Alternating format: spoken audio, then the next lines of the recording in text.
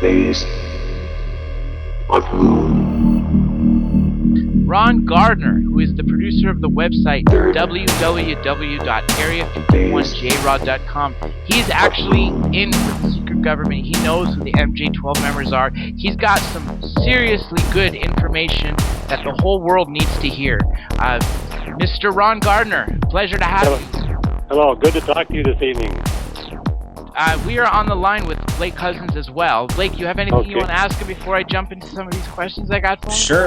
Sure thing. Mr. Gardner, I know with all your research over the many years you've investigated the phenomenon and your insight to, what's going on in the secret government. Can you tell our listeners, from the beginning, let's get to Area 51.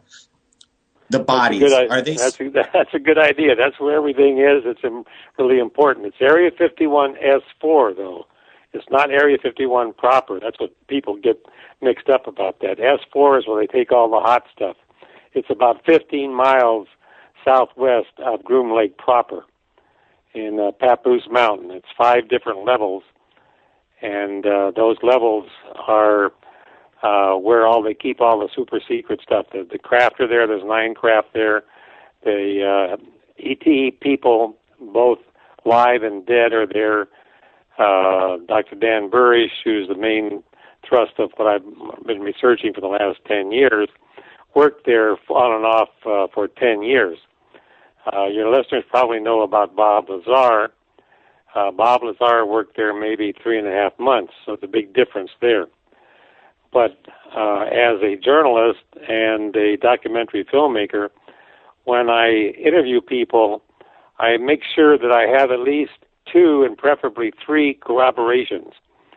So with the Dan Burish and the Bob Lazar and Bill Uhouse, the 3 people who actually worked at Area 51S4, so I have that corroboration from all 3 of them. I have them on my videos. I've interviewed Dr. Dan Burish for over 100 hours on camera. I've interviewed him 100 hours off camera. He's almost like my stepson. I've been involved with his story. I have 2 books that I've written and a 3rd one with his parents. So I know what's at Area 51. I know why the people are there and how long they've been there. I know all of that. So I always mention to UFO researchers to target your UFO freedom of information at Area 51S4. That's where the tissue samples of the ET people are. That's where all the films are. That's where all the audio is. They have hundreds of hours of our scientists working with the particular one that I'm focusing on is J-Rod.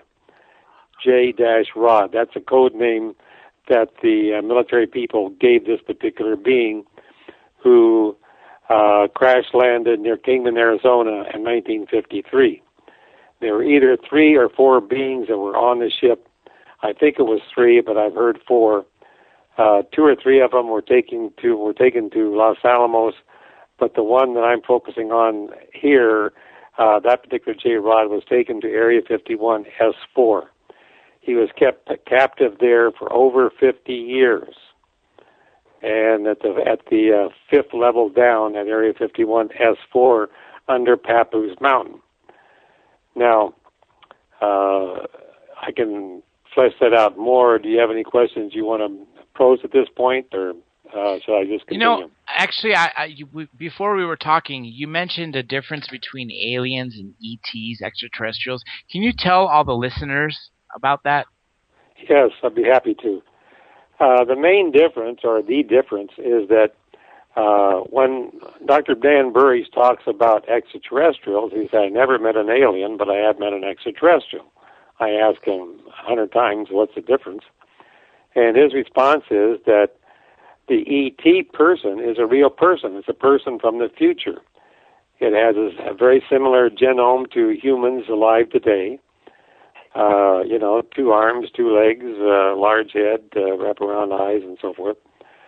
But a alien, from his point of view, and now my point of view, because I'm focusing on what he says, is a being from another star system that has no genetic linkage to the human race. I don't know if you have that image from the Virginia case, there's an actual, from my humble opinion, that's an actual alien. It has red eyes, has protuberances on the head, and I went there 6 years ago with Dr. Roger Lear to try and interview the orthopedic surgeon that operated on that, what I consider an alien, because Dr. Roger Lear had talked to this particular orthopedic surgeon prior to our going down there, and at that time, the first interview, he said that there was tissue samples taken, there was he had a broken leg, so there was actual X-rays of the being. And so on my long list of things to do, I want to compare the genome of that, what we call an alien, in the Virginia case, which is like the Roswell of Brazil. It's a major case. I've written a book on it. I've got a documentary with Dr. Roger Lear, and compare that genome with the genome of the J-Rod.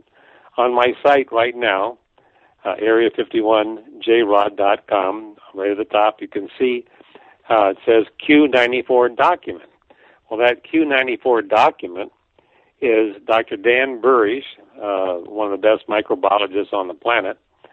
The Q stands for his clearance, his security clearance, and 94 is when he wrote that particular document. And that document was leaked to someone on the inside of Area 51S4 out to Dr. Burish's now wife, Marcia McDowell. And then she leaked it to Bill Hamilton. Bill Hamilton and I were researching Area 51. He gave me that information, so that document is on my site. You can download it. And I'm hoping at some point that that we can actually compare these two. The particular scientist in Brazil is reluctant to come forward, but Dr. Roger Lear and I have sort of a game plan that we may be able to get that information. That being crashed in Brazil in 1996, and there was at least 2 and maybe 3 creatures there. In Brazil, the fire department is a part of the military. It isn't separated like it is here. So the fire department captured one of these aliens in a net and put it in a box on the back of their truck. The military rolls up with the guns and say, we want to take control of it, which they did, and took it to a small hospital near where they were that wasn't adequate, and they took it to a major hospital.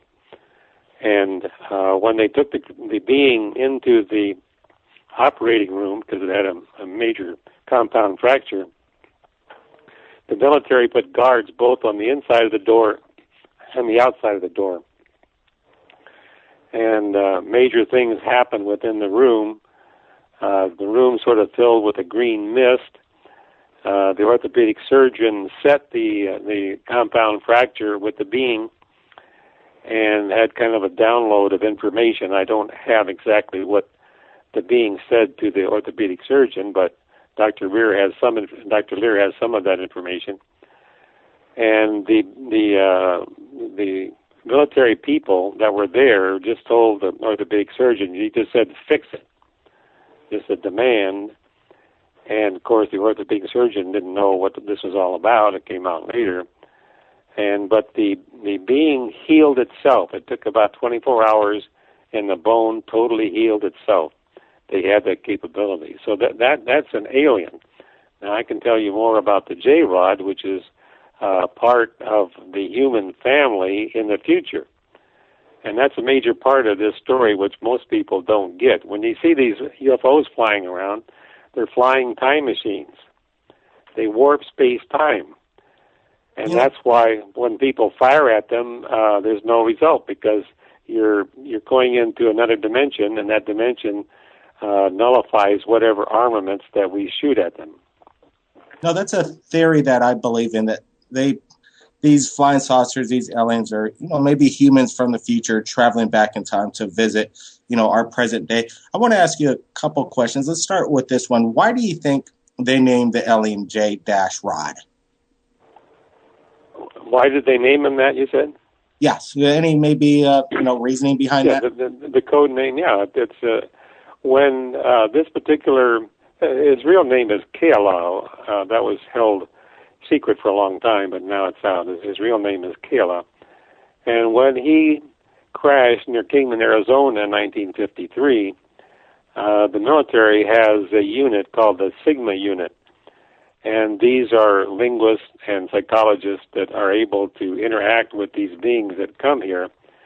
And so they are able to translate whatever language the beings project to the humans, and back and forth. So in the initial stages, the J-rod pointed to the 10th letter on the keyboard, which is J, and also pointed to a bar code, which is just a bar, which is an Egyptian Mayan symbol for 5.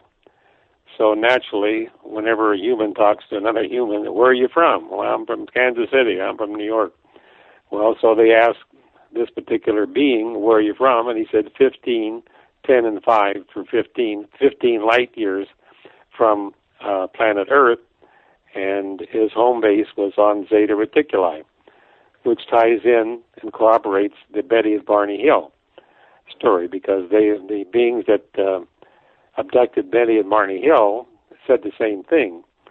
And Betty Hill, when she was hypnotized and given instructions to explain where this being was from, and another woman constructed a 3D image of it, and she didn't know astronomy, and lo and behold, they found out that this existed. This Zeta Reticuli, there's two, the binary star system. So then I'm told by my research that there's a halfway point between Zeta Reticuli and planet Earth. There's like a jump gate there, so they assemble there and then come to Earth. So I know people that study this it's very controversial about this, because that's what most people say. They're so far away they can't get here. Well, Michio Kaku has said on numerous occasions that, wait a minute, they can fold space-time. It isn't a linear journey. And there's a wonderful TV program called Wormholes and Sliders. And so Hollywood's gotten on board this thing. I'm really pleased with that, because they're conditioning the people about how these beings travel Earth time and come here. And they're coming here in droves. I only know of 4 for sure, but the literature has 57 or, maybe 100 and some on. But I can only, from my information, address the 4 that I know about. Ron, I wanted to ask you about some of the technology that we received. Obviously, this boom of technology in civilian hands can be attributed to, ET crashes and what we've done with them. I wanted to ask you what the difference between Yellow Book and Looking Glass. And before I do that, also, I heard a nice theory that says we did find weapons of mass destruction when we went to Iraq, but it wasn't nuclear or chemical weapons. It was actually Project Looking Glass, which could be a Stargate. Can you tell our listeners about that? Yes, I can. What the Dr. Burrish has told me, it's in my videos, it's on the website in the store area, is that when Saddam Hussein was creating all the problems, I don't know if people really noticed, but where the green zone is, Saddam Hussein had created a theme park there, a Sumerian theme park with all kinds of structures. And what I'm told from my research is that he had devices that could actually teleport people from one dimension to another.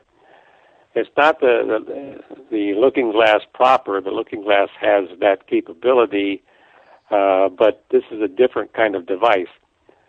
And your listeners will realize, when our military units went into Iraq in 103, the first place they went to was the Baghdad Museum. And they didn't blow the doors. They had actual explosives. I mean, they had actually had keys. They didn't need explosives.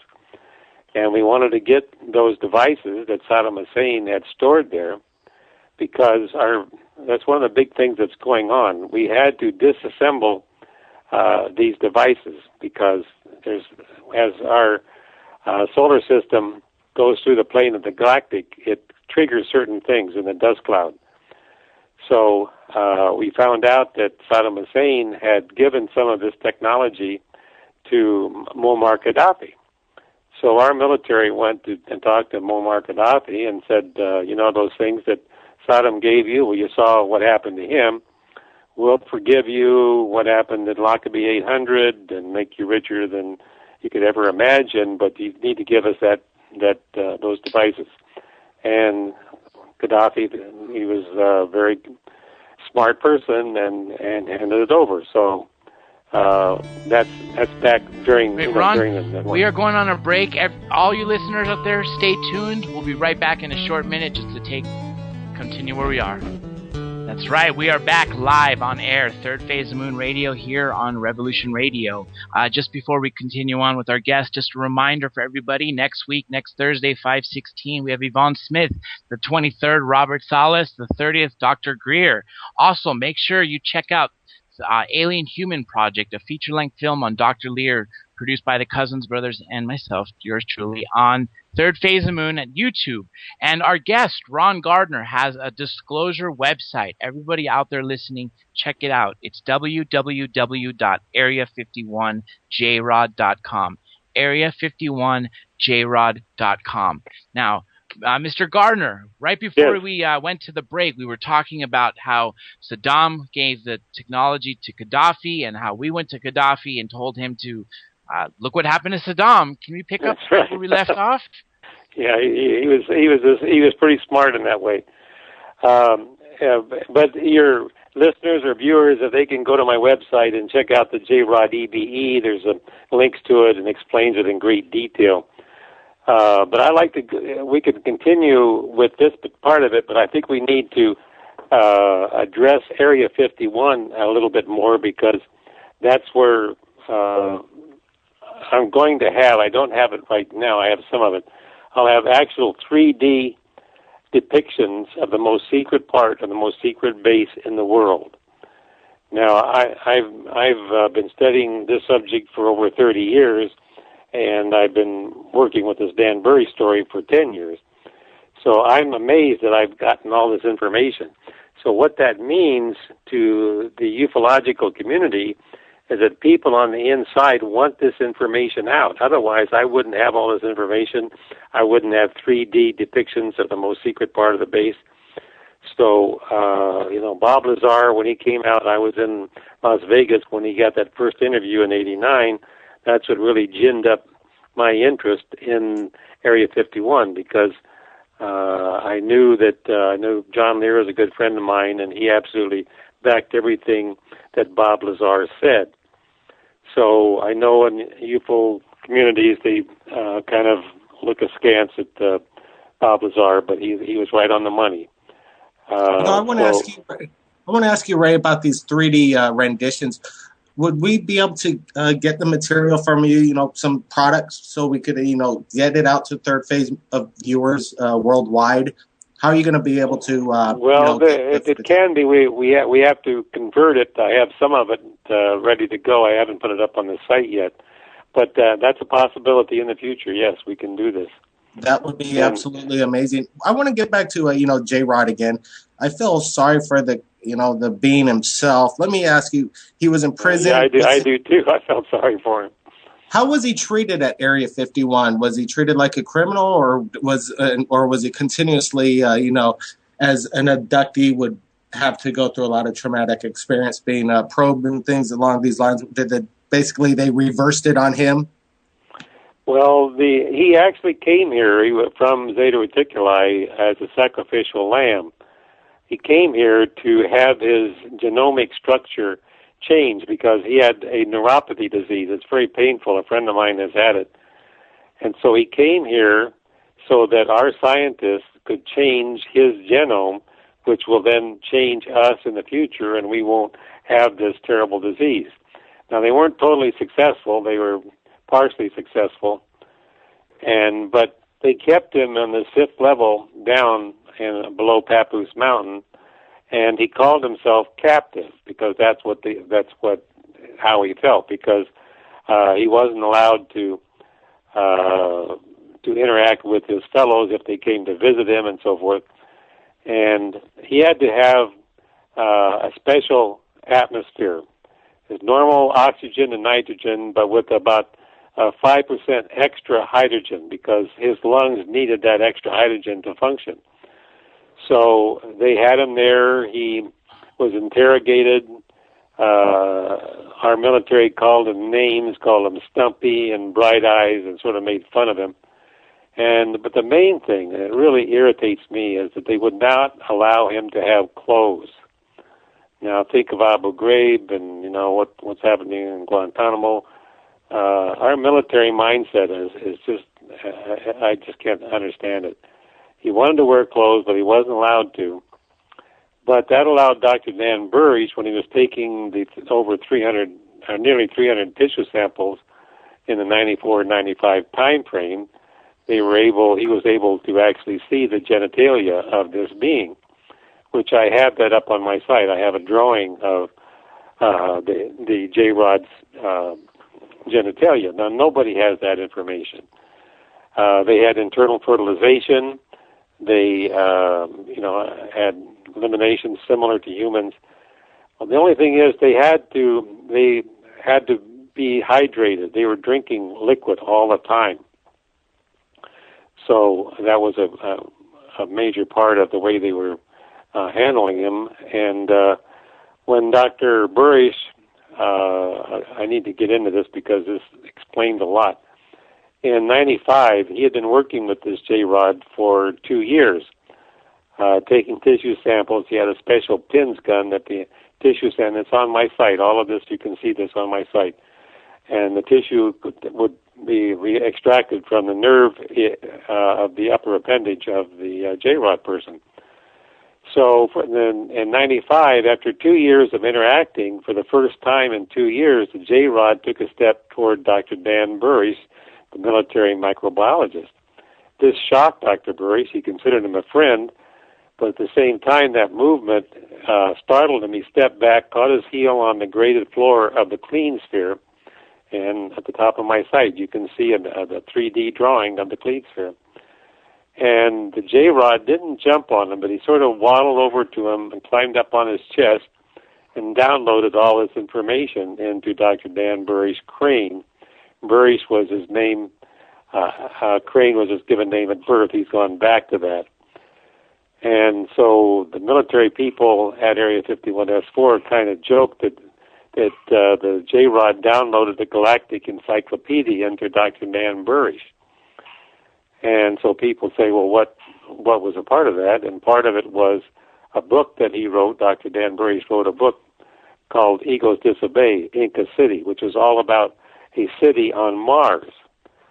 So in our future, we're going to Mars. I know President Obama said we're not going to, but according to my information, and we are going to Mars, and maybe we're even there now. That's a whole other discussion, which I'm not ready to talk about. But, Ron, you have a lot of information on your site. We want all the listeners out there to check it out. But, after this, Blake's going to do a great little movie on Third Phase of Moon where everybody's going to be able to see this. Can we showcase the world what's on your site on Third Phase of Moon?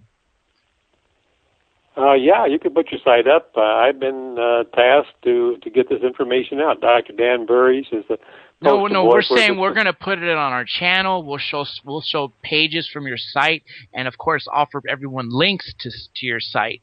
Sure, no, that's fine. No, that's my job. I was holding off putting my site up. It just went up this week. I had to wait till after the citizens' hearing was over. There are certain protocols that I had to adhere to, but now, yeah, I want to blast this to the world, so you guys are welcome to it. Good. All you listeners out there, make sure you check out area51jrod.com and also Third Phase of Moon on YouTube, where you can see all the great footage, including this interview, and you'll be actually seeing what we're talking about. We have a UFO hunter, Joe Kiernan, who was on the last hour with us. He has a question for you, Gardner. Okay. Ron Gardner. Sure. Joe? Yes, hello. Thank you for taking the time to answer a question for me. I'm happy to, Joe. So many good questions were already covered, and I know you know the topic very well. But just to quickly ask a question, you were just on a minute ago. When you were saying J-Rod, they required drinking a lot of liquids. Right. What was the liquid? Was it primarily water? Was it strictly primarily water? Yeah, primarily water as far as I know. And it was just was that their overall their means of nutrition? No, there was other nutrition. I never asked Dr. Burish about that because the clean sphere was lifted up from what they call the ambassadorial suite, which was on a lower level, where they took care of the J-Rod. But they're always concerned about contamination. Dr. Burish and the other military scientists had to wear what they call a totally encapsulated suit. It's a space suit when they were interacting with the J-Rod. If you see my site at the top of it, you can see actual drawings of this. Because we didn't want to. Yeah, we didn't want to contaminate the extraterrestrial, and we didn't want him to contaminate us. So all these 50 years, he's been isolated, and all the people that interacted with him had to do it in these totally encapsulated suits. Now, this brings up something I just want to mention. We mentioned the Virginia case. When Dr. Lear and I went to Virginia, we interviewed a woman whose husband was a military policeman who had actually carried this being in the patrol car, and he died like 6 weeks later, bleeding from every orifice in his body because he was contaminated. So that shows this other creature in Brazil in '96 that it was dangerous for humans to interact. So that's why that's a corroboration for me that what I know about the J-Rod here, they were very concerned. It was like the Andromeda strain. I use that. Dr. Burish mentions 2 films all the time, is Andromeda strain and the Dustin Hoffman movie Outbreak. If you want to know what Area 51 S4 the bottom levels look like, just go watch Outbreak with Dustin Hoffman, and it's very similar. The ramps, the way they isolate the being and everything is very similar to that movie. I want to ask you about the Eisenhower possible attempt of overtaking Area 51 with U.S. military. Okay, well, you're jumping to a different topic there now. Well, there was some mention of that just recently out of the citizen hearing. What have you heard anything about that? Yeah, so I'm the one that brought that particular witness to the hearing. I've written a book about him, and I've interviewed him and his family for 15 years. And the code name Stein, he doesn't want his name known. He's quite ill. Did you see the clip of him at the citizens' hearings? Yes, I did. The interview with Richard Dolan. Absolutely incredible. Yeah, I'm the one that set all that up. Well, I would have to say that was a very well put together presentation. I was fascinated through the whole thing. And I want to ask you, how did you come across the ex-CIA retiree to come forward, and how did the whole collaboration work? Well, I need to go back a little more history. In 1983, I was working for a mortgage company in Beverly Hills, and the woman manager and I went to lunch one day, and she said that her brother worked at Area 51. And I said, "Oh, really? I'd love to talk to him." So she said, "Yeah, well, she could set it up." Every time I tried to set up a meeting with her brother, he said there was a white van with a dish on top cruising his neighborhood, so I could never set up an appointment. But what he told her and told me on the phone was that when he was a low-level person at Area 51, he wasn't, he was a welder or something, and he would go by this one office, and there was this being in there, and the office was all disheveled with books everywhere, and this guy had one blue sock and one brown sock. So her brother went in there one day and told this person, why don't you clean this place up? It's a mess. And this being said verbatim, look, fellow, I just put on this body every day just like you put on your coveralls, so get out of here and leave me alone. So that was my first in 83. And then the Balthazar happened in 89. So then Bill Hamilton was one of the major researchers. He and I were close friends. And whenever we get together, I worked in Beverly Hills, and he worked as a computer specialist at UCLA, so we would meet in Westwood to talk about all these UFO stories that we were researching. And so that's how I came in contact with Dr. Burrish and the J-Rod. At the same time, I produced a radio show in San Diego on Truth Seeker Radio, and one of the people that were part of the Truth Seeker organization was the son-in-law of the CIA agent. And so he told me about his father-in-law, and so I began researching that for 15 years. I've only come out with this in the last month. But I've vetted his whole family and him. I've seen the documentation of his working both in the Army as a cryptographer and working for the CIA at the same time. That's quite often true with the CIA people. They wear two hats, and they use code names, and that's that whole story. So I first became aware of this particular individual in 97 time frame. Then I contacted Linda Howe. You remember what she said at the hearing? That she had interviewed him. Well, I'm the one that set all that up. And then I set it up with Richard Dolan for February the 5th of this year. And so I have corroboration both from Richard Dolan and from Linda Howe. Linda Howe interviewed this particular individual for 10, 15 hours on audio tape, but she never got the videotape, but I have the videotape. And that's going to be part of the documentary that Just Cause Productions and Stephen Bassett are working on. Yeah, and what you managed to put together with that interview with a CIA retiree was absolutely amazing. I think Joe Kiernan has a question for you, Mr. Gardner. Okay, go ahead. Yeah, yes. Now, I was curious, with J-Rod and I guess our future ancestors, when they do come here, are they coming here for the purpose of, as you said, sacrificial lambs? Are they coming here with purposes of benefiting us in the future, or do they have other intentions? Yes, they are, and Dr. Burrish identifies them. The J-Rod that we're talking about, his real name is Kealah, Cealah. It's on my site. He came here as a sacrificial lamb to help his people. And he was very sad because he missed his family back on Zeta Reticuli. He missed his wife and son and wanted to go back there. And so, and from Dan's point of view, it's hard to conceptualize this, but he's from 52,000 years in our future. But on the same ship that crashed in Kingman, Arizona, there were the other ones that were there were from 46,000 years in our future.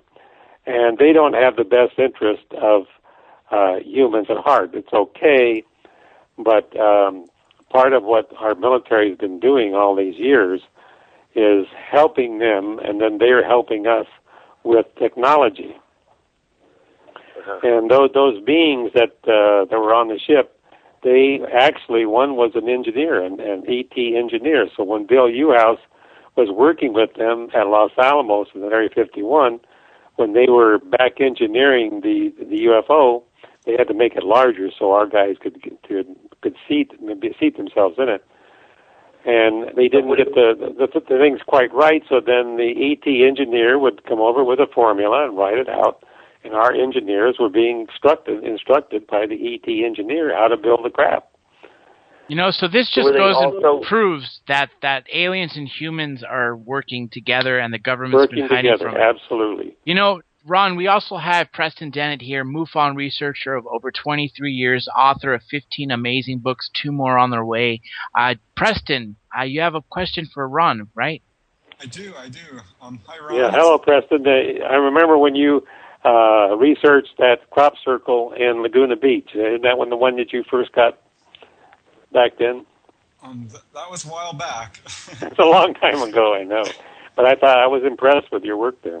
Oh, thank you. Yeah, I've been doing this for a long time. I really enjoy it. But so I'm really excited to speak with you. And I've got a question which I think you might find kind of interesting. Fate magazine did an experiment. This was like 5 or 10 years ago, which they published in their magazine, where they asked their readers to remote view Area 51 or astral project to it and see what they came up with. Really? I'd love to see what they had to say. Oh, the results were amazing, and they were really consistent. They all said that it was many levels underground. It was very large. They said there was reverse engineering going on. There was ET hardware. They said there was live beings there, some of whom were aware that they were being remote viewed. Yes, that's true. But what I found most fascinating, and this came up, several people came up with this, and I had never heard it before. They said that they detected that some of the people who work there with the ETs have been augmented, had their bodies changed in some ways by the ETs so that their health was improved or that they could live much longer than the average human. I'm wondering if I haven't heard that, but that doesn't surprise me that there's some kind of genetic manipulation. Right. That's what abduction researcher David says, that there's a hybridization going on. So that wouldn't surprise me if that's true. I don't know that from my research, but it sounds like it's a possibility. Certainly, they're doing it to the people they abduct. So, but, that's pretty well established by the abduction research. And another question, I've had several people tell me that there are tunnels under Area 51 that lead to Edwards Air Force Base and to San Clemente Island, I believe it is, in Southern California, and other areas, and I was wondering if you could comment on that or what you have heard about. Well, I don't know this from Dr. Dan Burrish or from Bill Uhouse, but John Lear's a good friend, and John Lear said that that's true. John Lear, Learjet's inventor's son, he says there's actually a tunnel from the Pacific Ocean, like the submarines can come through into Nevada. There's a vast tunnel network from there to probably to Edwards, to Nellis, and maybe even as far as Los Alamos. It wouldn't surprise me. Wow, that's a vast. Bill Uhouse did say that he was in some of the tunnels, and they were wide enough for 2 semi-trucks with a train in the center, 70 or 80 feet wide. He was actually in those tunnels under Area 51. I wanted to know, Mr. Gardner, about technology leaked from Area 51, or has any of it trickled down to the public and, some of the things that we're, have as everyday devices? Is it leaked information from Area 51, some kind of technology that somehow helped mankind as of recent, or are they still suppressing? Yeah, well, if you're familiar with the Philip Corso story, I've done a documentary about him. It's on my website. Corso says that, very explicitly in his book, The Day After Roswell, and Bill Burns and I are good friends, and UFO magazine. He's on the History Channel all the time, but Corso explains that the computer chip, Teflar, all kinds of information came from the craft at Roswell. So, at the hearings, I don't know if you heard that part, but one of I think it was the senator from Alaska, someone in the panel had said that Ben Rich, who is a former president of Lockheed Skunk Works, said that the Air Force gave him a contract to take E.T. home. Now, I actually have that recording when Ben Rich said that at Wright-Patterson Air Force Base. And I've also interviewed Jan Harzan, who's head of MUFON Orange County, where he heard Ben Rich say that at UCLA. So, and I don't know where this is true, but I'll just state it, that I've talked to people inside aerospace companies and pilots and so forth, and 2 different ones that didn't know each other. And I always say, well, what percentage of the sightings are ours and what percentage are theirs? And both these people said that 60 to 70% are ours. Now, that just amazed me. I didn't think that would be. I thought it would be just the reverse. So all of these sightings out there, and I've personally given up on sightings 20 years ago. I want to talk about who's inside that light that's floating around in space, and that's why I focused on Area 51 and Los Alamos, because that's where the beings are. So as far as what's been come from Area 51 S4 proper to the public, I don't know. I don't know what. There's probably research that has come as far as genetic manipulation and so forth, but that's above my pay grade.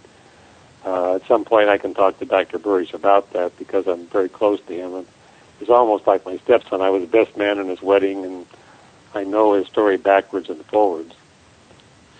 Mr. Gardner, I have something to ask you about MJ12. We talked about before we went on air about Carl Sagan. I mean, he was like a big disinformation guy, yet at the same time he was trying to kind of, talk about ETs, with SETI. Can you tell us his link to MJ12 and also give us a MJ12 names? So you told me about an admiral? Yeah, Admiral McConnell is head of Majestic 12 right now. And he's like the godfather for Dr. Dan Burrish. There's over 40 biologists that met untimely death. But Dr. Dan Burrish, he was 48 or 49 in February the 2nd. And he's still alive. He's suffered terribly from a lot of different things, but McConnell is the one that's protected him. But as far as Carl Sagan, I have this from 3 different sources, that Carl Sagan was read into the program and was encouraged to debunk all of this. And but I think he had a turn of heart at the end of his life because he wrote the book Contact and a wonderful movie with Jodie Foster about contact. And that brings up something else, which I would like to just put out here between you and your many viewers or listeners. One of the books that's important I read early on, I think it's called Omega Point. And it was written by Dr. Roger Lear's cousin, Kenneth Ring. And in that book, they linked the ET appearances with deceased relatives. And if you remember in the movie Contact, Jodie Foster, when she went through the dimensional shift, who did she meet? She met her deceased father. So I think Carl Sagan was leaving a legacy to the people with that movie. I think he had a change of heart. And there's another part of the story. I don't know if you know who Carl Sagan's first wife was. No. She teaches at Amherst University. And we're coming on a break. Everyone stay tuned. Third Phase of the Moon Radio will be right back. That's right. We are back on live on Third Phase of Moon Radio, and your host, Dr. J. Andy Elias, on the phone with Ron Gardner, Blake Cousins, UFO hunter Joe Kiernan, also co-host and MUFON researcher and author Preston Dennett. Before we go forward, just a few quick more announcements. Remind everybody next week on May 16th, same time, same place, 8 to 10 p.m. Eastern Standard Time, we have Yvonne Smith, the 23rd, Robert Salas, and the 30th, Dr. Greer. Also, make sure if you captured anything amazing, you send it to Third Phase of Moon via Skype or Facebook. We're also looking for the best footage. If you have a footage of an entity or a footage of a UFO, send it. Make sure you're saying it for the Revolution Radio contest to win an autographed book from Preston Dennett. Make sure you check out Ron Gardner's site that we're all talking about, which is area51jrod.com. You'll see links on Third Phase of Moon when we actually get this out up there. And other than that, let's return back to where we were real quick. For all the listeners out there, the callers, area code 347-474-7228, extension 818. Again, if you want to call in, area code 347-474-7228, extension 818. Right before we went back on break, Mr. Gardner, you were talking about Carl Sagan, his wife, and MJ12. Can we pick that up again? Yeah, I will. It's really interesting because Carl Sagan's first wife, Lynn Margulis, she teaches biology. I think it's at Amherst. And she and her son, Carl Sagan's son, wrote a book. I don't remember the name of it, but they're very strong environmentalists. And at some point, I would like to have Dr. Burish meet Lynn Margulis because they are very similar. Dr. Burish Crane is really into helping the environment, and he has protocols to clean up the water supply. That's a major project that he's had from teenagers on. But back to Majestic, you mentioned Admiral McConnell. J. Mike McConnell, in my humble informed opinion, is the head of Majestic 12. And they changed some of the hierarchy. I know who all the 11 members are. I'm not going to identify them here. I will identify them on my site later on when the time is right. But McConnell is a moral compass of Majestic. He's a very honest person. So all of you researchers out there, if you don't believe me, just go find Admiral McConnell. I told this to Richard Dolan, and I think he's written a letter for McConnell. I don't know what's happened. But McConnell either will just turn away and neither confirm nor deny, or he may say, yes, I know who Ron Garner is. I know who Dr. Burish is. If he says that, then that is a whole new game, because we have the head of Majestic 12 stating that the Burish story is true. He's a poster boy for disclosure, and for whatever crazy reason, Ron Garner, the media guy, is supposed to make it happen. So that's why I've researched these for 15, 20 years, and now in 2013, it started in 2012, I started releasing this information a little at a time. But Dr. Burish has told me that with the looking glass, they can see approximations of future events. Not exactly, but approximations. And the 15, 16 time frame is really dicey. And if that is going to be improved, we need to develop our spirituality. I've been a TM meditator my whole life. And we need to develop our spirituality and help each other, instead of all this greed that's going on. And I'm hoping if this takes place, then we'll have a better future. But if not, well, there's catastrophes in our future, which we don't want to talk about. I want to ask you, Ray Gardner, about, again, J-Rod. I just keep going back to J-Rod, but he's, the most fascinating. Of course, yeah, I know. It's an amazing thing. It is. And, has there been any leaked video footage out there that anything from Area 51 shown? Yeah, there's been some that were purported to be, but when I showed it to Dr. Burish, they said, no, there's stuff on YouTube, but there's nothing as far as I know. There's some footage of a being, light shining down on him, and he's drooling. I thought that might be true because the J-Rod, he was very sick. He was throwing up, and they had to clean him up all the time. So I thought maybe that video was true, but Dr. Burish said, no, that wasn't him. It could have been another being there. I don't know. But the thing is, they have hundreds of film and document of Dr. Burish with this J-Rod in the clean sphere. There's cameras all over, and the whole facility. You can't be anywhere in that facility. There's a camera on you and a guard with an automatic weapon. It makes it very difficult to work there because the atmosphere is so oppressive with all these guards everywhere. And Bob Lazar said that. Bill Hughes has said that, and Dr. Burish Crane has said that too. It's really difficult to work there under those conditions. And the scientists are paid well, but no amount of money can, in my idea of the way things should be, to have that kind of oppressive oversight of your whole life, the rest of your life. Because once you go there, you sign those documents, and you have a handler. You have a handler that comes and checks on you once or twice a year, and you have to undergo polygraph tests, and you have to go through all kinds of things because they want to keep this wrapped up. And it's terrible. It's a crime against science that they have these scientists. I know a lot of other facilities where scientists are doing things, and it's very difficult for them to work under those conditions. It doesn't matter how much money you make. Well, let me ask you this, Ron. You're releasing a lot of sensitive information. I don't know if you've covered this yet or not, but have you ever been threatened in any way with all this information we're getting on the yeah, website? my car was broken into 3 times. Master tapes were stolen. I think one of them was an actual vandalism, but the other 2, I'm certain, were black ops. And I told Dr. Burish about that. But Dr. Burish was, in 2005, the spring, he was on the board of Majestic 12. He was number 9, the Majestic organization. And when I told him in 2005 that I had a little bit of harassment, he put the order out and to stand down as far as I'm concerned. I haven't had any trouble since then. So on some level, they're agreeing that he let this information out then.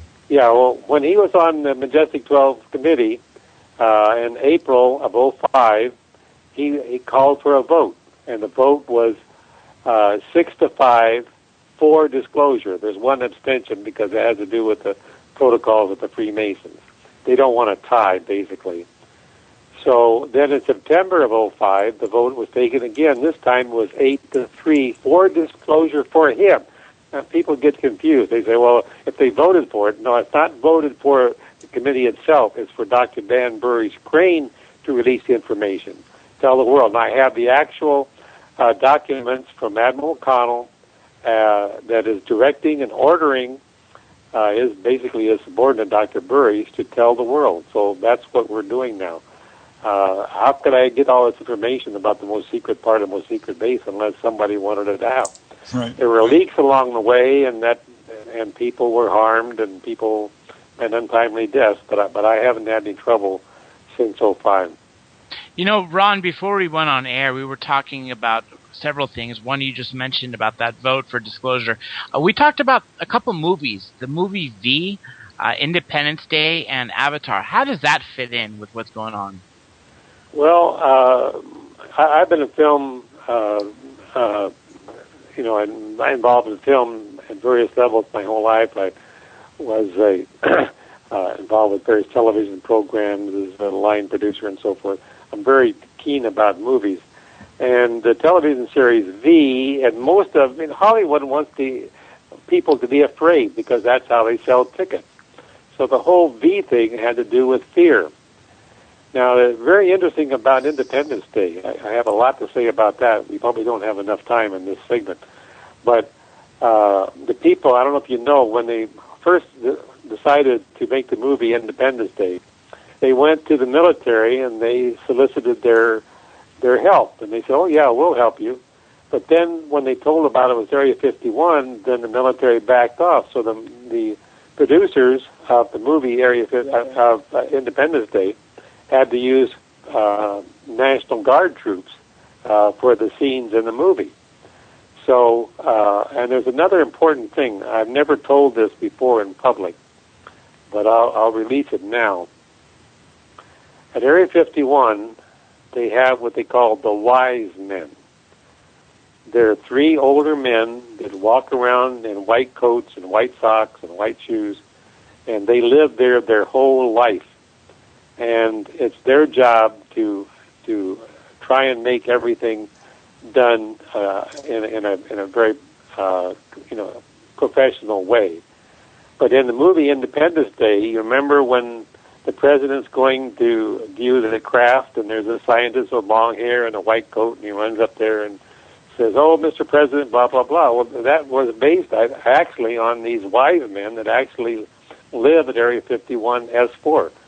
They approached Dr. Burish to be one of them, but he said no, he couldn't live there. It's like a commitment that he would never be able to stay there all the time. But these 3 men, they're there, and they live there as a permanent. It's interesting with Independence Day. Ronald Emmerich was trying to get permission from the U.S. military to, get access to the aircraft carriers, jets, and they're ready to go for it. They were actually ready to participate, because it was kind of Go America, had a good thing going for, United States propaganda anyway.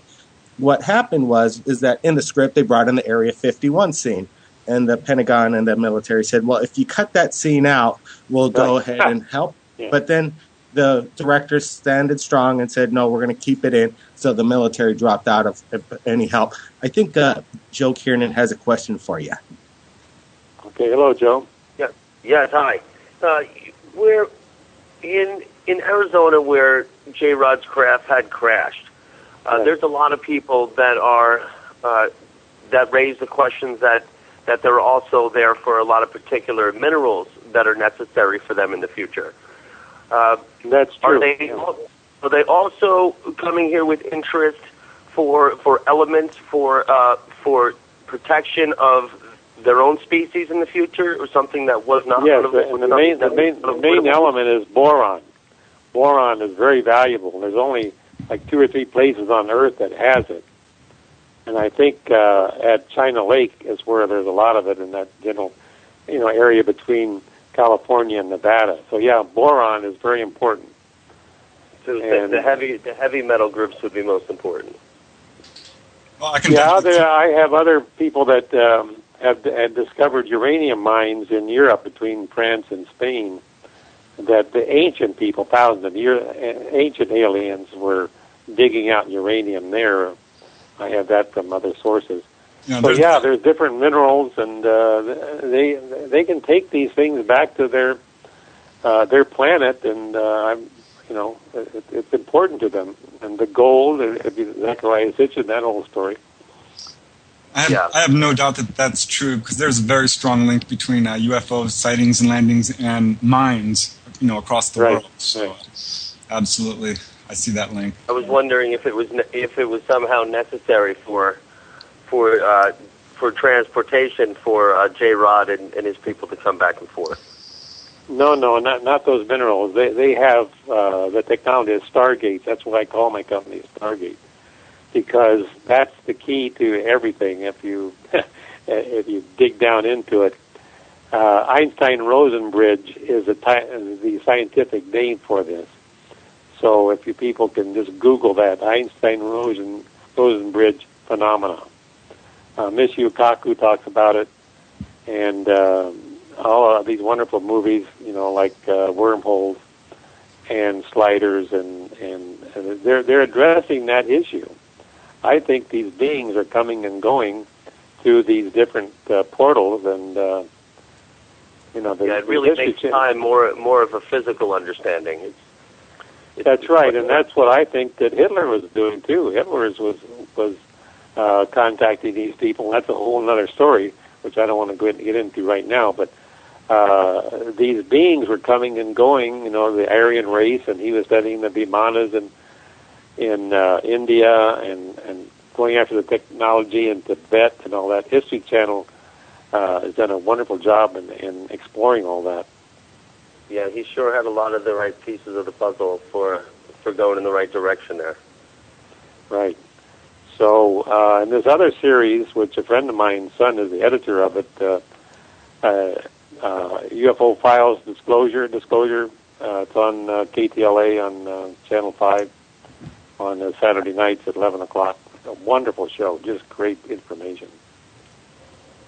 So it's getting out there, and this brings up the issue, which is that the ET people, this is really important, I'm glad I remembered to say this, they've actually signed treaties with these beings, and part of the treaty says that they must release this information.